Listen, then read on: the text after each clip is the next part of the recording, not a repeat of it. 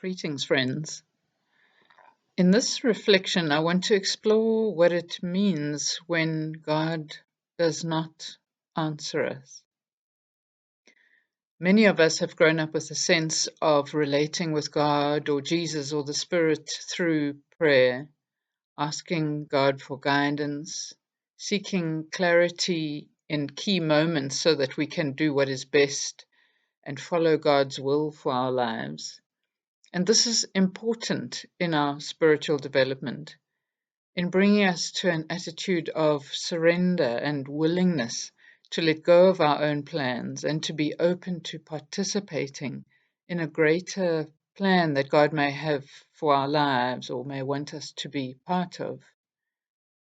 We also may have had a very clear awareness of the presence and comfort of God, and key moments where we know that God has been guiding our lives through synchronicities, through that sort of felt sense of hearing, and through moments that really feel sacred and even supernatural. And I've heard many people sharing about these graced moments, and I've had these experiences myself. But at some point, many of us have come to a place where this sense of clarity and certainty that we are hearing God and following God's will for our lives fails. And we wonder how we lost that. Or we stumble along hoping that someday we will re-find that clear sense of relationship with God. Some of us can hit deep troughs of despair when we go through this and wonder when we lost our way and how we can get back to that earnest faith that we once had. We cry out to God to guide us, and no answer comes. Has God failed us? Have we lost our way?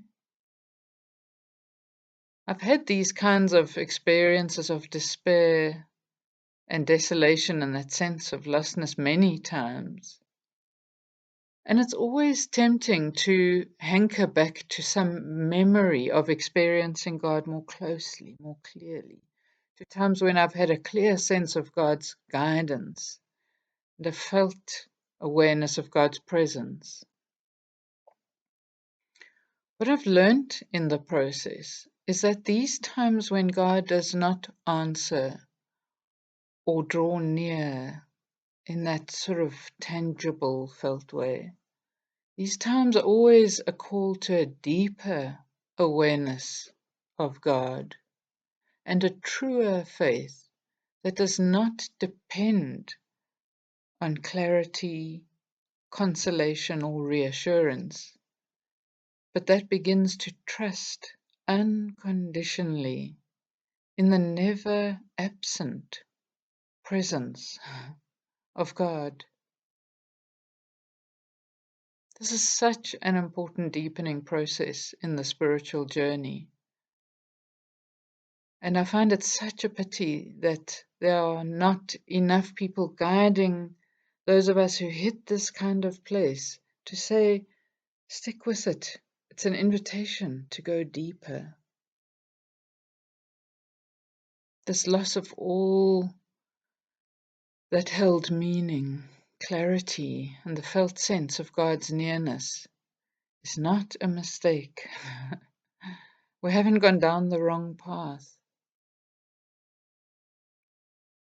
These times are really important because the faith that relies on those conditions, even subtle conditions, that faith needs to be stripped of those precisely to unravel the self that needs that kind of reassurance for its sense of survival, of significance.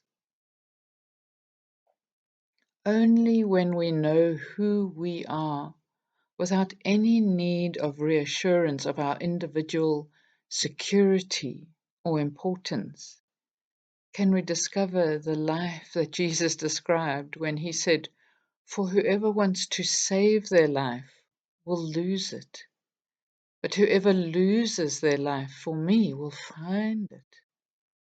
That's the life we are called to find. And only when we know who God is without needing those felt experiences of closeness and guidance can we discover the God who is in God's isness. As Graham Lindiger was describing in the previous Silent Sunday reflection, we need to strip away all descriptions and concepts of God to know God as being, as I am. But this is so paradoxical. How can we know this God without those experiences? The problem with relying on experiences and concepts for our sense of God is that these all come and go and are dependent on our circumstances, our frame of mind, and our emotional condition. If we rely only on these for our sense of God and ourselves, life becomes unstable and untrustworthy, and God remains elusive, conditional in some kind of performance or spiritual atmosphere. And this can lead us down all sorts of spiritual rabbit holes trying to get the conditions just right. I know all about this.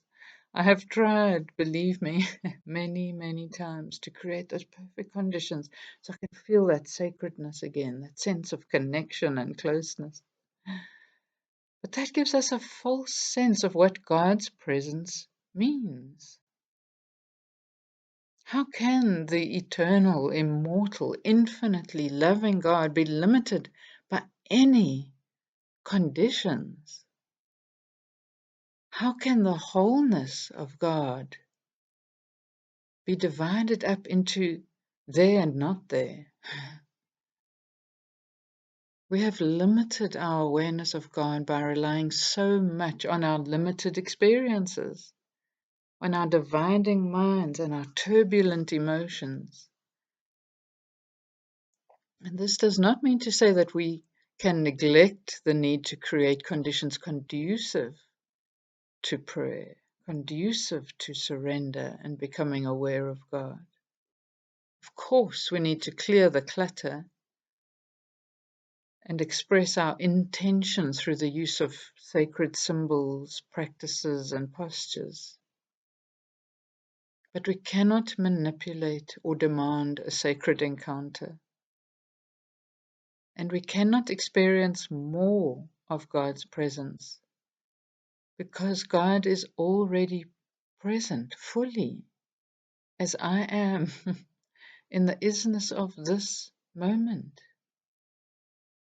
How can God be absent when God is the source of all, when it is in God in whom we live and move and have our being? And this is where silence and presence are so important to start to practice, to attune to, learning to simply be in the silence of now, letting go of expectations, even letting go of spiritual experiences. The stillness that remains when we let go of all our expectations, all descriptions, and all experiences is what the poet R.S. Thomas describes as coming within listening distance of the silence we call God. Within listening distance of the silence we call God. Pema Chodron has another way of describing this. Whatever it is you are doing, whatever, the sacredness, the expansiveness, the stillness stays with you. And so when all we hear in response to our prayers and questions is silence, This is not a failure of our prayers. It is not abandonment by God. This is rather a grace-filled invitation into the depths of God's being, this utterly unconditional, expansive, never absent presence whose name is I Am. At first, this silence might feel empty or pointless and offers little comfort. And many people stop their journey or halt for a while when they experience this seeming nothingness of silence. But pure, stick with it. Please stick with it. Because with time, we come to find ourselves at home in these quiet depths. And we find a profound sense of belonging and a gentle expansiveness of presence that has no conditions, no boundaries, and can never be absent. We find a peace that is beyond understanding because it's not dependent on circumstances, on emotional experiences, or passing theories. It is not dependent on this or that answer to our prayers.